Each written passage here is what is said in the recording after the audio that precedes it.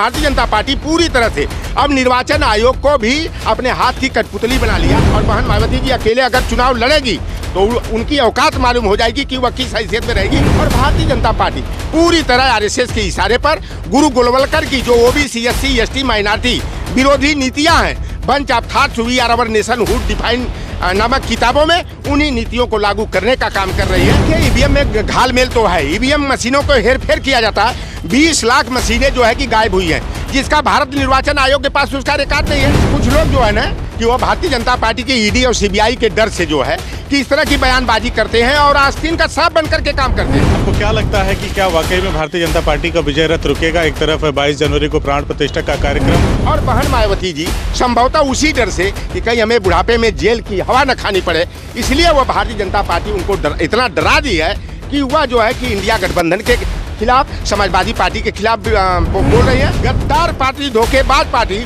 Bharatiya Janata party ने निषाद राज जयंती के सार्वजनिक अवकाश को खत्म करने का काम किया। नमस्कार, बदलेगा भारत देख रहे हैं आप। इस वक्त उत्तर प्रदेश की राजधानी लखनऊ में है, समाजवादी पार्टी कार्यालय पर, और यहाँ पर हमारी मुलाकात धाकड़ नेता लौटन राम निषाद जी से हुई है। हम लोग सीधा बातचीत करेंगे 2024 के चुनाव को लेकर के और जानने समझने का प्रयास करेंगे कि इस बार क्या मामला है। अखिलेश यादव कहते हैं कि 68वें जन्मदिन पे एक्स के माध्यम से, जो पहले ट्विटर था, उन्होंने बधाई दिया मायावती जी को, और मायावती जी ने अखिलेश यादव को गिरगिट और न जाने क्या क्या कह दिया। गिरगिट रंग बदलने वाला, तो ये सारी चीजें क्या दर्शाती हैं? क्या एक बार फिर से रामराज वाली सरकार आने वाली है क्या? देखिए, हम लोग अभी चाहते हैं कि हमारा ओबीसी, एससी, एसटी, माइनॉरिटी का वोटों का बिखराव ना हो। और बहन मायावती जी शायद इस समय ईडी सीबीआई के डर से जो है, क्योंकि उनके बहुत एक अति निकटस्थ जो है अधिकारी थे, वह एमडी थे यहाँ पर अंबेडकर स्मारक जो बना हुआ है गोमती नगर का, 1400 करोड़ रुपए के घोटाला का ऐसा मामला आ रहा है। मीडिया के माध्यम से उनके घर पर छापर मारा गया, तमाम दस्तावेज भी खंगाला गया। और बहन मायावती जी संभवतः उसी डर से कि कहीं हमें बुढ़ापे में जेल की हवा न खानी पड़े, इसलिए वह भारतीय जनता पार्टी उनको इतना डरा दी है कि वह जो है कि इंडिया गठबंधन के खिलाफ, समाजवादी पार्टी के खिलाफ बोल रही हैं और अकेले चुनाव लड़ने की वो बात का मतलब है कि जेल जाने के डर से अपने समाज को धोखा दे रही है। वो बिल्कुल समाज, वो बहुजन वर्ग का विशेष जिस जाटों और चमार भाइयों को वो अपने जेब का वोट समझती हैं, तो वह वोट हमसे आपसे समझदार है और वह वोट उसी को देगा जो लोकतंत्र और संविधान को बचाने का काम करेगा।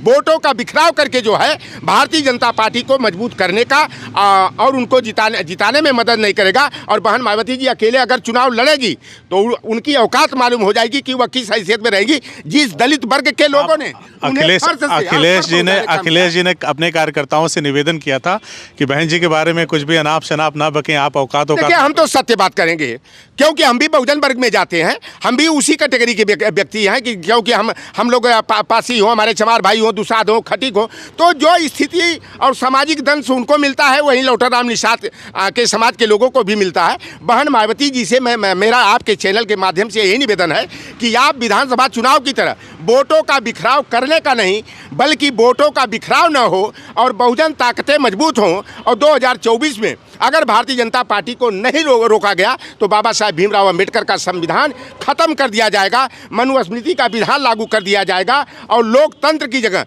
राजतंत्र स्थापित कर दिया जाएगा। आपने देखा होगा कि सेंट्रल विस्टा के उद्घाटन के समय हमारा राष्ट्रीय प्रतीक अशोक स्तंभ को स्थानांतरित करके राजदंड का प्रतीक वहां सेंगोल लगा दिया गया। और भारतीय जनता पार्टी पूरी तरह आरएसएस के इशारे पर गुरु गोलवलकर की जो ओबीसी, एससी, एसटी, माइनॉरिटी विरोधी नीतियां हैं, bunch of thoughts we or our nationhood define नामक किताबों में, उन्हीं नीतियों को लागू करने का काम कर रही है। इसलिए मैं बहन मायावती जी से आग्रह निवेदन करूंगा कि बहुजन वर्ग की एका के लिए, वोटों का बिखराव रोकने के लिए जो है अपना दिल बड़ा करके जो है कि इंडिया गठबंधन में उन्हें आ जाना चाहिए। अखिलेश यादव जी के शर्तों के आधार पर जो है गठबंधन करना चाहिए। अब जब लोकतंत्र और हमारा संविधान क्या शर्तें हैं?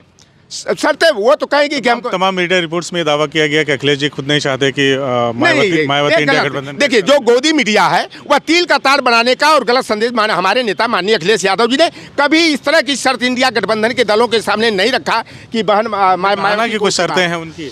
ये शर्तें मायावती जी कहती हैं 40 सीट हम प्रधानमंत्री का सपना भी देखती हैं, देखना चाहिए, सपना देखना कोई बुरी बात नहीं, लेकिन वो कहें कि हमको 40 सीट चाहिए, 30 सीट चाहिए, तो आखिर में किस आधार पे इनको 30-40 सीट देना चाहिए? हम तो कहते हैं कि बहन मायावती जी को, अखिलेश यादव जी अगर 10-12 सीट भी देते हैं तो सम्मान के साथ जो है इंडिया गठबंधन में शामिल होना चाहिए। पहला लक्ष्य होना चाहिए कि 2024 में भारतीय जनता पार्टी का जो विजय रथ दिल्ली जाने से कैसे रुके, भाजपा को कैसे धूल चटाया जाए, उसके रथ के पहिया को कैसे उखाड़ कर फेंका जाए। अब चलिए यहीं पे मेरा सवाल है, आपको क्या लगता है कि क्या वाकई में भारतीय जनता पार्टी का विजय रथ रुकेगा? एक तरफ 22 जनवरी को प्राण प्रतिष्ठा का कार्यक्रम, भारतीय जनता पार्टी स्वयं और आरएसएस, तमाम अनुषंगिक जो संगठन है आरएसएस के, वो सब मिल करके एक साथ मिल करके वहाँ पे 22 जनवरी के साथ साथ 2024 के चुनाव को भी साध रहे हैं, ठीक है। तो इस प्रचंड वेग को रोकने के लिए जो इंडिया गठबंधन बना हुआ था वो तो छिन्न भिन्न नज़र आ रहा है। बगैर सीट शेयरिंग के कोई समझौता किए कोई बात बने, वो चले गए भारत जोड़ो न्याय यात्रा पे चले गए। अखिलेश जी इधर पीडीए का रथ लेकर के चल रहे हैं, मायावती जी ने कहा कि हम अकेले लड़ेंगे, तो भैया जीतेंगे कैसे बीजेपी से? देखिए, राहुल गांधी जी सामाजिक न्याय यात्रा अगरतला से शुरू किए हैं परसों से, और हम लोग जो है कि जैसे आज ही हमारी एक यात्रा निकली है समाजवादी पीडीए यात्रा, जिसका मकसद है संविधान, लोकतंत्र और देश को बचाने का। तो हम लोग सामाजिक न्याय के मुद्दे पर जो है कि जनता की अदालत में जाएंगे, और भारतीय जनता पार्टी जिस तरह से धर्म की हवा बना करके जो है कि हिंदुत्व की खुमार चढ़ा करके चुनाव जीतना चाहती है, अब यह जनता भारतीय जनता पार्टी के असली चेहरे को समझ गई है। आप बताइए कि 15 सदस्यीय, ये बात तो साहब मैं 17 से सुनते चले आ रहा हूँ कि जनता समझ चुकी है, जनता समझ चुकी। जनता कहाँ समझती है? इस बार बिल्कुल जितना जो है हमारे छात्र नौजवानों के साथ धोखाधड़ी भारतीय जनता पार्टी ने किया, चाहे हमारे किसानों के साथ किया, ओबीसी SC ST के साथ किया, 15 सदस्यीय राम मंदिर निर्माण ट्रस्ट बना। आप जब देखिए कि जब 6 दिसंबर 1992 को अपनी सत्ता गंवाने वाले कल्याण, मंदिर पे मत जाइए, मैं जनता की बात करूं, जनता काहे नहीं समझती है? अच्छा, ये जनता क्यों नहीं समझेगी? कल्याण सिंह को जो है कि शिलान्यास कार्यक्रम में क्यों नहीं बुलाया गया? उन्हें राम मंदिर ट्रस्ट में उमा भारती, साध्वी रीतम्बरा, विनय कटियार को क्यों नहीं किया गया? तो ये जिन वर्गों का प्रतिनिधित्व करते हैं, कल्याण सिंह जी हैं का वो नहीं रहे, शिलान्यास कार्यक्रम के समय थे।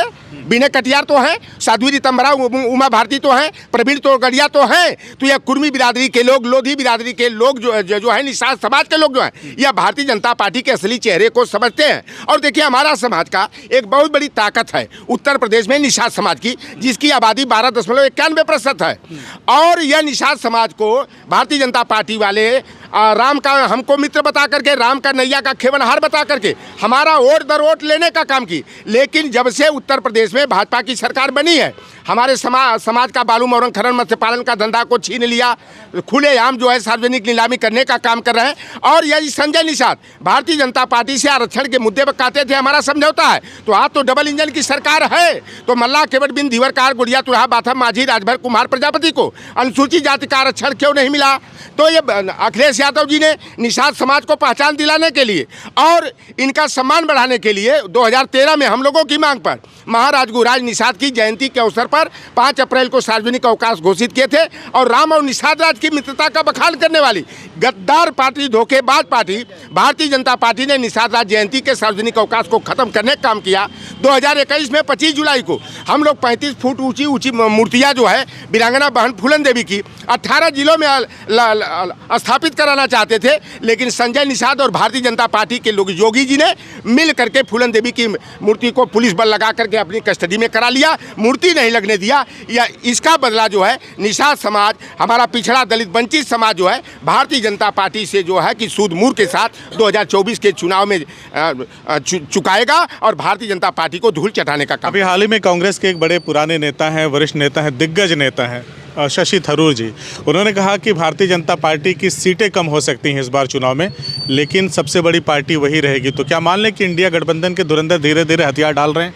देखिए, कुछ लोग जो है ना कि वो भारतीय जनता पार्टी के ईडी और सीबीआई के डर से जो है कि इस तरह की बयानबाजी करते हैं और आस्तीन का सांप बनकर के काम करते हैं। एक प्रमोद कृष्णन भी हैं, आप देखे होंगे, वह पूरी तरह से, चाहे उत्तर प्रदेश कांग्रेस कमेटी के प्रदेश अध्यक्ष अजय राय हो, ये लोग जो है नागपुर से आरएसएस की जो ट्रेनिंग होती है OT1 OT2 का, ये लोग लेकर के आए हैं और ये खाल तोड़ लेते हैं धर्मनिरपेक्षता का, पंथ निरपेक्षता का, समाजवाद का। लेकिन उसकी आड़ में जो है ये नील वर्ण श्रृंगार की तरह जो है आरएसएस के लोगों की विचारधारा को बढ़ाने का, भाजपा को मदद पहुंचाने का और अपनी जिस पार्टी में उस पार्टी को कमज़ोर करने का यह काम करते हैं। और शशि थरूर जी जानते ही हैं, भैया उन्होंने क्या कितना गुल खिलाया था, वो तो हत्या के आरोपी है ना। ये भारतीय जनता पार्टी वाले उनको बचाए, और जब जब ये इतनी मुखर होना चाहते हैं। गठबंधन के साथी पे आरोप लगा नहीं लगा रहा हूँ मैं, राहुल गांधी, सोनिया गांधी, प्रियंका गांधी पे नहीं लगा, लेकिन कुछ लोग उसमें हैं जो लाभ तो लेते हैं कांग्रेस का, लेकिन वो काम करते हैं आरएसएस का, भारतीय जनता पार्टी। मेरा एक सवाल है, ईवीएम को लेकर के तमाम है तौबा मची हुई है।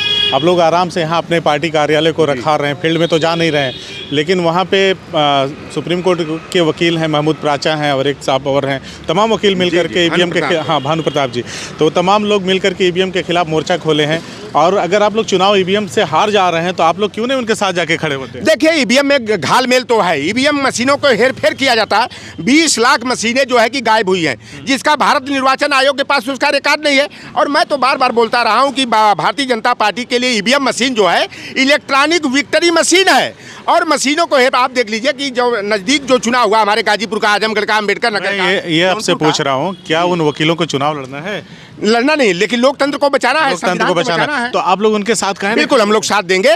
और हमारे देंगे चुनाव हारने के बाद या पछताने के बाद? अभी 31 दिसंबर को उनका कार्यक्रम है, और हम लोग जो है कि भारत निर्वाचन आयोग का घेराव करने के लिए हम लोग जाएंगे। और बामन मिश्राम चाहे वो नेतृत्व कर रहे हो, चाहे भानु प्रताप कर रहे हो, चाहे आदरणीय प्राचा जी कर रहे हो, क्योंकि हम लोग लोकतंत्र संविधान को बचाने के लिए। और जिस ईवीएम मशीन पे जनता का विश्वास उठ चुका है, और जितने विकसित राष्ट्र हैं, और विशेष करके जापान जैसी कंपनी जो ईवीएम को बनाती है, उसने कह दिया कि यह मशीन अविश्वसनीय है, इस पर मेरा पूरा कॉन्फिडेंस नहीं है। इसलिए हमारे यहाँ ईवीएम की बजाय बैलेट पेपर से चुनाव होता है। तो जब अमेरिका, जापान, रूस, जर्मनी, फ्रांस, ब्रिटेन, कनाडा में और नीदरलैंड में जो है कि बैलेट पेपर से चुनाव होता है, तो भारत जैसे विकासशील देश में जो है कि बैलेट पेपर की जगह ईवीएम मशीन से चुनाव कराना जो है यह लोकतंत्र की हत्या करना है। और देखिए, भारतीय जनता पार्टी पूरी तरह से अब निर्वाचन आयोग को भी अपने हाथ की कठपुतली बना लिया। पहले क्या होता था कि प्रधानमंत्री, प्रतिपक्ष का नेता और सीजीआई 3 लोगों की कमेटी होती थी जो निर्णय करती थी। अब ये क्या कर दिए कि प्रधानमंत्री और प्रधानमंत्री द्वारा नामित मंत्री और प्रतिपक्ष का नेता, तो 2-1 से तो बहुमत बना लिए। तो भारत निर्वाचन आयोग को जो निष्पक्ष एजेंसी कहा जाता था, अब वह भी जो है कटघरे में आ गया है, और भारतीय जनता पार्टी के रिमोट कंट्रोल से संचालित होने वाली वह संस्था हो गई है। इसलिए लोकतंत्र और संविधान को बचाने के लिए आपके चैनल के माध्यम से मेरा आखिरी सवाल है मेरा आपसे। जिस तरह से राहुल गांधी ने भारत जोड़ो यात्रा किया, पहले दूसरे चरण की यात्रा न्याय जोड़ो यात्रा हो गई, लोग कह रहे हैं कि अगर समाजवादी पार्टी सड़कों से गायब ना होते, अगर सड़क पर उतर कर संघर्ष करती, तो उत्तर प्रदेश में बीजेपी को कड़ी टक्कर दे सकती थी। तो आप लोग सड़क पे काहे नहीं संघर्ष? देखिए, संघर्ष और आंदोलनों की कोख से समाजवादी पार्टी का उदय हुआ है। और साले अब सुनते सुनते बहुत दिन हो। देखिए, समाजवादी पार्टी जो है, हमारे नेता जगह जगह जा रहे हैं कार्यक्रम का। अभी जितने हमारे आनुषंगिक संगठन हैं, चाहे हमारे विधायक हैं, पूर्व प्रत्याशी रहे हों, चाहे आप जिला अध्यक्ष हों, विधानसभा अध्यक्ष हों, सारे लोगों को माननीय राष्ट्रीय अध्यक्ष जी बुला करके जो है कि उनको जो तकनीकी बारीकियां हैं उनको, और सेक्टर का, बूथ का, जोन का जो है नट बोल्ट कसने का काम कर रहे हैं। और जल्द ही आपको दिखाई देगा कि समाजवादी पार्टी जो है जातिगत जनगणना के मुद्दे पर, समानुपाती का आरक्षण कोटा के मुद्दे पर, लेटरल एंट्री के विरोध में जो है, और भारतीय जनता पार्टी की ओबीसी, SC/ST माइनॉरिटी विरोधी जो नीतियां हैं उसको लेकर के जल्द ही हम लोग जो है कि जिले जिले विधानसभा स्तर पर जो है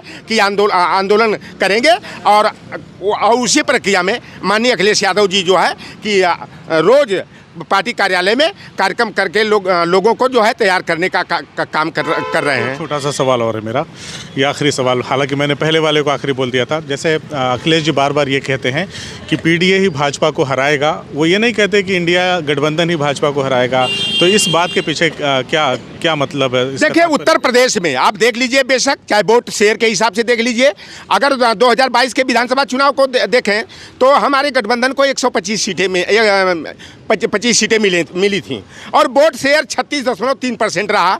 अकेले समाजवादी पार्टी का वोट शेयर देखेंगे तो अब तक समाजवादी पार्टी का सबसे बड़ा वोट शेयर जो है, जब 224 सीटों के साथ पूर्ण बहुमत की सरकार 2012 में बनी थी, तब हमारा वोट शेयर 29.3% था।